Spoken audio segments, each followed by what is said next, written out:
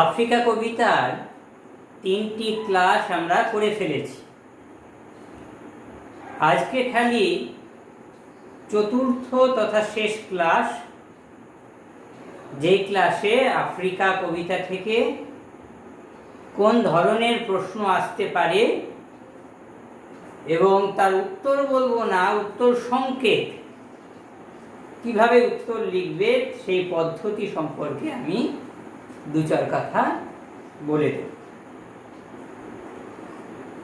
কবিতাটির প্রথমেই শুরু হয়েছে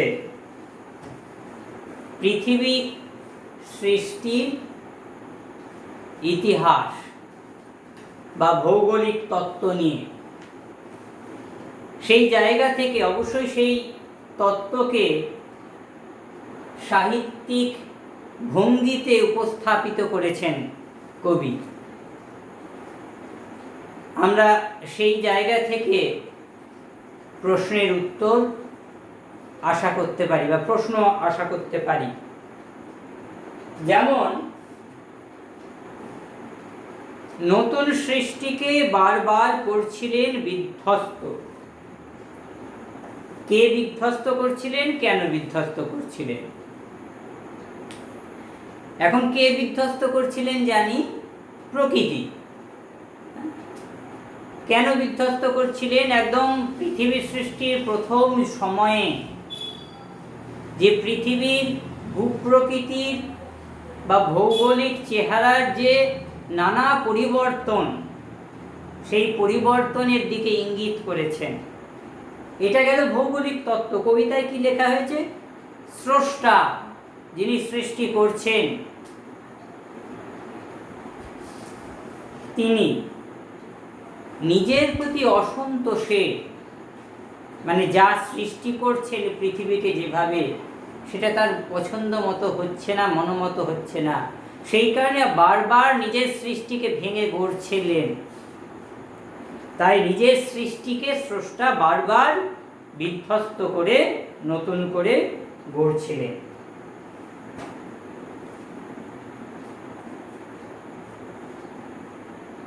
ছিনিয়ে নিয়ে গেল তোমাকে।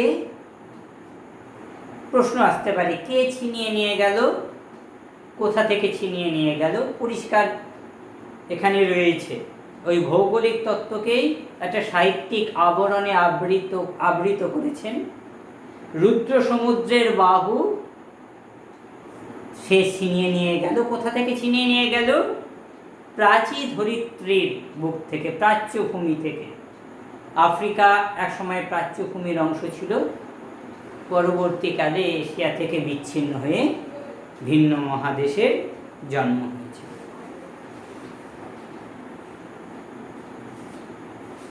অপরিচিত ছিল। আচ্ছা, পরপর আমি আসি।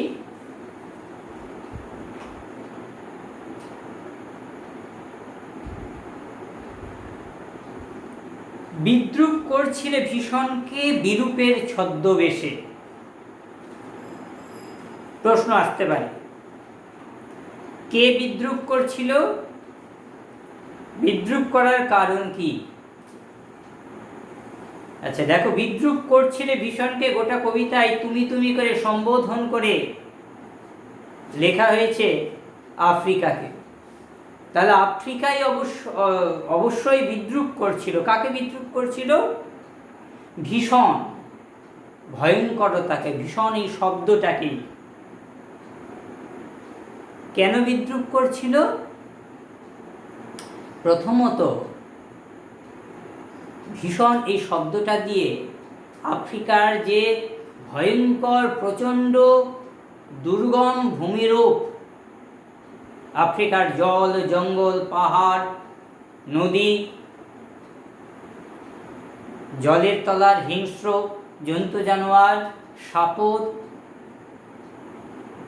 আফ্রিকার এই ভয়ঙ্কর ভূপ্রকৃতিকে যথার্থভাবে ব্যাখ্যা করতে পারে না ভীষণ এই শব্দটি। এছাড়াও আফ্রিকা একটা অভিমান, জন্মভূমি খণ্ড থেকে, যেখানে সে জন্মেছে সেখান থেকে তাকে বিচ্ছিন্ন করে ফেলা হয়েছে। সেই কারণে নিজেকে বিরূপ করে তুলেছে বাইরের বহির্বিশ্বের কাছে।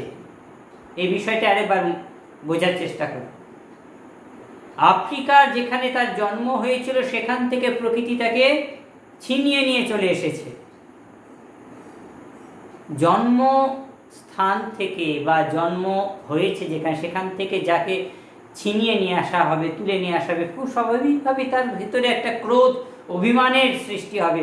আফ্রিকারও হয়তো প্রকৃতির উপর এরকমই একটা অভিমান সৃষ্টি হয়েছিল। সেই অভিমান বশত নিজেকে বাইরের সভ্য জগৎ থেকে বিচ্ছিন্ন করে রেখেছিল, আরও ভয়ঙ্কর দুর্গম করে তোলে।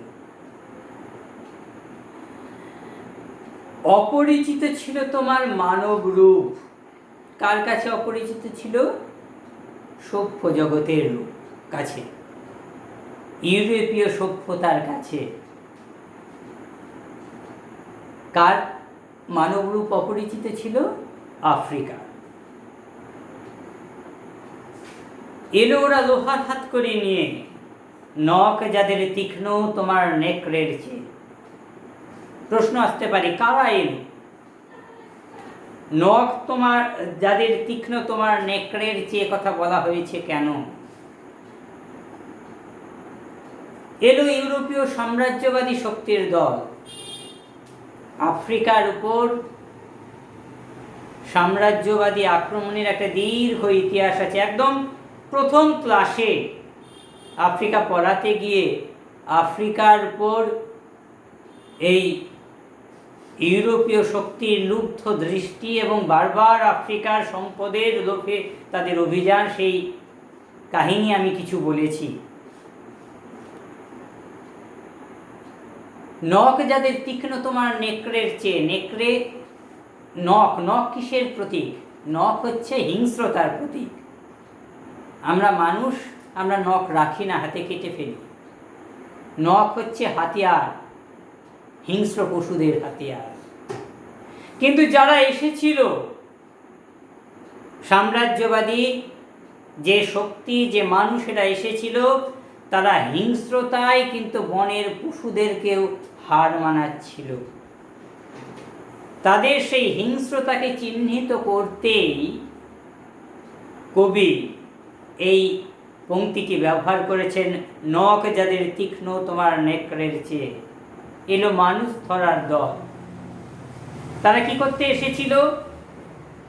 এসেছিল অবশ্যই মাটির তলার হিরে মণি মাণিক্য এগুলো লুট করতে, কাঠ, বনজ সম্পদ লুট করতে, এবং আফ্রিকার সুস্থ সবল কালো মানুষ, যাদের ইউরোপের দাস বাজারে যাদের চাহিদা ছিল প্রবল, মানুষদেরকে তুলে নিয়ে গিয়ে দাস হিসেবে বিক্রি করে দেওয়া, এটাও তাদের অভিপ্রায় ছিল। সভ্যের বর্বর লোভ নগ্ন করলো আপন নির্লজ্জ অমানুষতা। কি করে নগ্ন করলো? ঠিক এই প্রশ্নই, যে সাম্রাজ্যবাদী শক্তি আফ্রিকায় এসে যা যা করলো, যেভাবে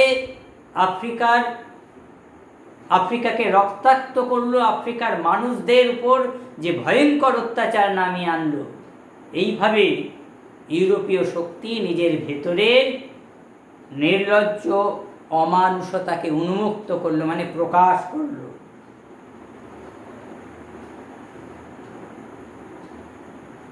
চিরচিহ্ন দিয়ে গেল তোমার অপমানিত ইতিহাসে। কার ইতিহাস? আফ্রিকার ইতিহাস। অপমানিত ইতিহাস বলা হচ্ছে কেন? একটা দীর্ঘ সময় ধরে আফ্রিকার উপর নারকীয় অত্যাচার চালিয়েছে ইউরোপীয় শক্তি। আফ্রিকার মানবী সত্তাকে অপমানিত করেছে, পায়ে দলেছে। তাই আফ্রিকার ইতিহাস খালি ইউরোপীয় শক্তি কেন? এই যে প্রথমে বললাম একটু আগে, যে জন্মের পরেই তাকে তার জন্মস্থান থেকে সরিয়ে নিয়ে এসেছিল প্রকৃতি। প্রকৃতিও তাকে অপমান করেছিল, আর তারপরে সেই অপমান উগড়ে দিল প্রকৃতির শ্রেষ্ঠ সন্তান মানুষ এবং সুসভ্য ইউরোপীয় জাতি। চিরচিহ্ন দিয়ে গেল মানে কি চিহ্ন দিয়ে গেল তার আগের লাইনগুলো লক্ষ্য করো। তোমার ভাষাহীন ক্রন্দনে বাষ্পাকুল অরণ্য পথে পঙ্কিল হলো ধুলি তোমার রক্তে অশ্রুতে মিশে, দস্যু পায়ের কাঁটা মারা জুতোর তলায় বিভৎস কাদার পিণ্ড। ভাষাহীন ক্রন্দন। কেন ভাষাহীন? কে কাঁদছে? আফ্রিকা কাঁদছে। এখন দেশ কাঁদছে, দেশের তো দেশ যখন কাঁদে যন্ত্রণায়, তার তো ভাষা নাই। তাই আফ্রিকার কান্না ভাষাহীন। এর একটা সাহিত্যিক তাৎপর্য হতে পারে যে যন্ত্রণা এতটাই তীব্র যে তা ভাষাকে হারিয়ে ফেলেছে। ভাষা দিয়ে সেই যন্ত্রণাকে প্রকাশ করা যায় না। তাহলে ভাষাহীন ক্রন্দন কেন যদি প্রশ্ন আসে, তাহলে তার উত্তরে দুটো মাত্রা হবে। 1 নম্বর, দেশ ক্রন্দনরত, আফ্রিকা কাঁদছে, দেশের ভাষা নাই, সেই ক্রন্দনের ভাষা নাই। আর দ্বিতীয়, তার যন্ত্রণা এতটাই তীব্র যে ভাষা দিয়ে সেই যন্ত্রণাকে প্রকাশ করা যায় না, তাই সেই কান্নার ভাষা নেই। আচ্ছা, কেন কাঁদছে? সাম্রাজ্যবাদী শক্তির অত্যাচারে আফ্রিকা মায়ের অশ্রু, তার গা থেকে ঝরে পড়া রক্ত, আফ্রিকার পায়ের তলায়, আফ্রিকার মাটিতে জমে থাকা ধুলো, সেই রক্ত অশ্রুতে মিশে বিভৎস কাদার পিণ্ডে পরিণত হলো। কোথায়? দস্যু পায়ের কাঁটা মারা জুতোর তলায়। এই রকম ঘটনা যখন ঘটছে, তখন ইউরোপে কি ঘটছে? সমুদ্র পারে সেই মুহূর্তে তাদের পাড়ায় পাড়ায় মন্দিরে বাজছিল পুজোর ঘণ্টা। প্রশ্ন আসতে পারে, কাদের পাড়ায় পাড়ায়? কেন পুজোর ঘণ্টা? এই মন্তব্যের প্রাসঙ্গিকতা কি? কাদের পাড়ায় পাড়ায়? অবশ্যই ইউরোপের। যখন ইউরোপীয় শক্তিগুলি আফ্রিকা, এশিয়া, আমেরিকার, খালি আমেরিকা নয়, অস্ট্রেলিয়া, নিউজিল্যান্ড, বিভিন্ন এলাকায় সেখানকার আদিবাসী মানুষ, সাধারণ মানুষের উপর অবর্ণনীয় অত্যাচার নামিয়ে আনছে, সেই সময় তাদের নিজের দেশ, নিজের ভূমি কিন্তু নিশ্চিন্তে, সেখানে যুদ্ধের চিহ্ন নেই, সেখানে অত্যাচারের চিহ্ন নেই, সেখানে ধ্বংসের চিহ্ন নেই, সেখানে রক্তের কোনো চিহ্ন নেই। পুজোর ঘণ্টা। মানুষ কখন পুজো করে? নিশ্চিন্তে পুজো করে যখন খুব শান্তি বিরাজ করে তাদের নিজের দেশে। সেই সময় নিরবচ্ছিন্ন শান্তি, সেই শান্তিময় পরিবেশের কথাই এখানে চিহ্নিত করা হয়েছে। মন্দিরে বাজছিল পুজোর ঘণ্টা। শুধু তাই নয়, এখানে তাদের ইউরোপীয় রাষ্ট্রগুলির পরিবেশ, তার ছবি তুলতে আরও কয়েকটি, তার কথা বোঝাতে আরও কয়েকটি ছবি তুলে ধরা হয়েছে। সকালে মন্দিরে বাজছিল পুজোর ঘণ্টা, সকালে সন্ধ্যায় দয়াময় দেবতার নামে শিশুরা খেলছিল মায়ের কোলে। পৃথিবীর পবিত্রতম দৃশ্যগুলির মধ্যে একটা, মায়ের কোলে শিশুদের খেলা। এই ছবিও আফ্রিকার খুব শান্তিপূর্ণ পরিবেশের দিকে ইঙ্গিত করছে। কবির সঙ্গীতে বেজে উঠছে সুন্দরের আরাধনা। কবিরাও যখন সুন্দর একটা পরিবেশের কল্পনা করছেন, তার সৃষ্টির মাধ্যমে সুন্দর শান্তিপূর্ণ একটা ছবি তারা ফুটিয়ে তুলছে। তারপরে প্রশ্ন দেখো, আজ যখন পশ্চিম দিগন্তে প্রদোষকাল, ঝঞ্ঝা বাতাসে রুদ্ধশ্বাস। আজ বলতে কখন বলছে? সময়টা খেয়াল করো, 1937, দ্বিতীয় বিশ্বযুদ্ধর আসন্ন। যুদ্ধ তখন শুরু হয়নি। ফ্যাসিবাদ তার ভয়ঙ্কর রূপ নিয়ে আত্মপ্রকাশ করছে। ঝড় আসছে। আমরা আমাদের প্রতিদিনের অভিজ্ঞতায় দেখেছি যে ঝড় আসার আগে পরিবেশ থমথমে হয়ে যায়, বাতাস যায় থেমে, আসন্ন ধ্বংসের একটা ছবি যেন ফুটে ওঠে। এখানে আসন্ন যুদ্ধ তার একটা ইঙ্গিত। পশ্চিম দিগন্তে ইউরোপীয় এলাকার কথা, ইউরোপের দিকেই ইঙ্গিত করেছেন। প্রদোষকাল, সন্ধ্যা, সন্ধ্যা নেমে আসছে, রাত্রি এখনো আসেনি। আমরা দিন এবং রাতকে শুভ এবং অশুভ এইভাবে ভাগ করে নিই। রাত্রি হচ্ছে, রাত্রিকে অশুভ সময়, খারাপ সময় বলে চিহ্নিত করি। সেই রাত নেমে আসছে, সেদিকে ইঙ্গিত করছেন। যুদ্ধ ঘটেনি তখনও, কিন্তু কবি তার হয়তো অন্তর্দৃষ্টি দিয়ে বুঝতে পেরেছেন, তাই প্রদোষকাল এই শব্দটি উল্লেখ করেছে। ঝঞ্ঝা বাতাসে রুদ্ধশ্বাস। যখন গুপ্ত গহ্বর থেকে পশুরা বেরিয়ে এলো, পশু কারা? অবশ্যই ফ্যাসিবাদ, জার্মানি এবং ইতালি। জার্মানিতে হিটলারের নেতৃত্বে এবং ইতালিতে মুসোলিনির নেতৃত্বে। এরই সঙ্গে এশিয়ার আরেকটি শক্তি জাপান, তারাও হাত মিলিয়েছিল। তারা গুপ্ত গহ্বর, এই যে এতদিন ধরে বাইরের দেশ, সেই দেশে ইউরোপীয় শক্তি যখন আক্রমণ করেছিল, লুট করেছিল, সেই লুট করার প্রক্রিয়ায় তারা পিছিয়ে ছিল। আজকে তারা সেই ভিতরের গুপ্ত গহ্বর থেকে নিজেকে বের করে আসলো। গুপ্ত গহ্বর থেকে বেরিয়ে এলো অশুভ ধ্বনি। অশুভ ধ্বনি, যুদ্ধের আহ্বান, যুদ্ধের ঘোষণা, যুদ্ধের দামামা ধ্বনি। অশুভ ধ্বনি বলতে সেই যুদ্ধের দামামা ধ্বনি। দিনের অন্তিম কাল, দিন শেষ হয়ে আসছে, এবার রাত্রের রাজত্ব শুরু হবে। কবি সেই দিকেই ইঙ্গিত করছে। এই সময়ে কবি কি বলছেন, কবি কি চাইছেন? এসো যুগান্তের কবি, আসন্ন সন্ধ্যার শেষ রশ্মিপাতে দাঁড়াও এই মানহারা মানবীর দ্বারে। কে যুগান্তের কবি? নতুন যুগ যে আনবে। এই ইউরোপীয় এই এলাকায় যে কবি নতুন যুগের কথা বলবেন, সেই কবিকে আহ্বান করছেন। কাকে? কোন কবি? আবার বলছি, ইউরোপীয় এলাকায় যে কবি নতুন যুগের কথা বলবেন, সেই কবিকে আহ্বান করছেন। তিনি যুগান্তের কবি। কখন আহ্বান করছেন? আসন্ন সন্ধ্যার শেষ রশ্মিপাত, রশ্মি আলো কিরণ ছটা, দিনের শেষ কিরণ যখন পৃথিবীর উপর পড়ছে। হয়তো সভ্যতার শেষ, হয়তো সভ্যতা ধ্বংস হয়ে যাবে। পশুরা হয়তো সভ্যতাকে ধ্বংস করে দেবে, রাত্রির রাজত্ব শুরু হবে।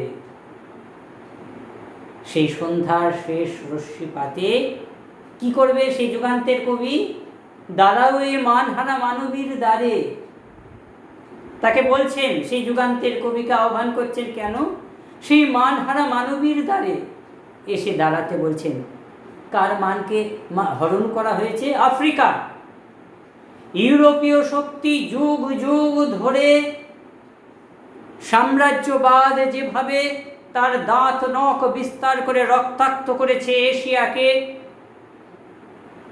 আফ্রিকাকে, এখানে বিশেষত আফ্রিকার উল্লেখ করেছেন, সেই অপরাধের জন্য ক্ষমা চাইতে বলছেন। সেই মানহারা মানবী সেই আফ্রিকায় কালো ঘোমটায় ঢাকা সেই আফ্রিকার পাশে এসে দাঁড়াতে বলছেন। বলো ক্ষমা করো, ক্ষমা চাইতে বলছে। হিংস্র প্রলাপের মধ্যে সেই হোক তোমার সভ্যতার শেষ পুণ্যবাণী। চারিদিকে একটা অশুভ সময়, হিংস্র প্রলাপ চারদিক ছেয়ে ফেলছে। এই সময়ে দাঁড়িয়ে তোমার সেই ক্ষমা প্রার্থনা, তোমার দেশের জন্য, তোমার শক্তির জন্য, সেটাই শেষ পুণ্যবাণী হয়তো এই সভ্যতা। এই ধরনের প্রশ্নই আসবে আশা করা যায়। গোটা কবিতা আমি যেভাবে আমার বিস্তারিতভাবে পড়িয়েছি এবং কি প্রশ্ন এবং তার কি উত্তর যে আলোচনা আমি করে দিয়েছি, তোমাদের সমস্ত ঔৎসুক্যের অবসান হবে। আমরা আবার অন্য গল্প বা অন্য কবিতায় পৌঁছে যাব সামনের দিন।